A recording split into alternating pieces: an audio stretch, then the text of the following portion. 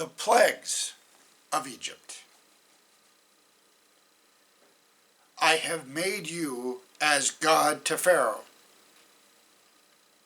and Aaron your brother shall be your prophet. Exodus 7, verse 1.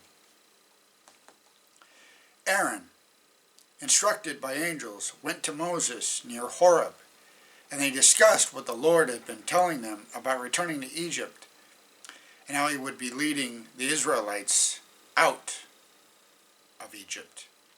Obviously, Pharaoh was not pleased with the message from these brothers.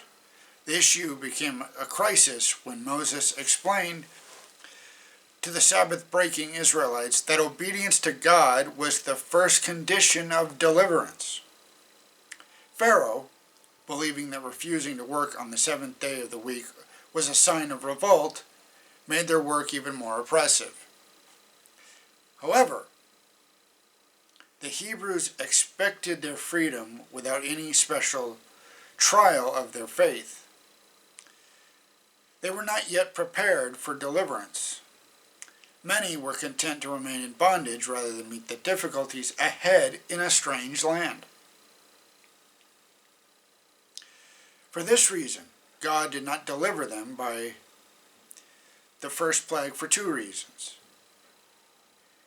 He wanted to reveal himself more clearly to the Israelites, and he wanted Pharaoh's tyrannical spirit to be more fully seen by all concerned.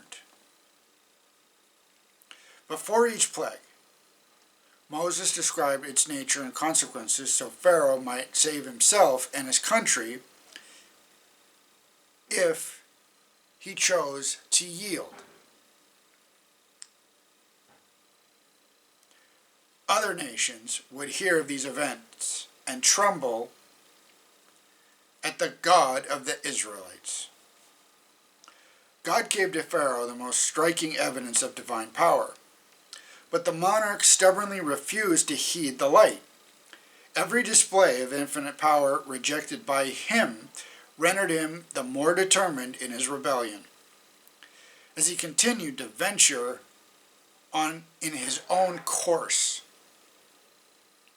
his heart became more and more hardened.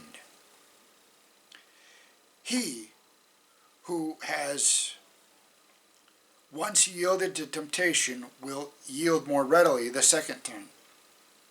Every repetition of the sin lessens his power of resistance, blinds his eyes, and stifles conviction. God works no miracle to prevent the harvest of rebellious choices. Jesus depicted the end result of the great controversy in terms of choices we make. Thoughts become acts, acts become character. Character determines our destiny.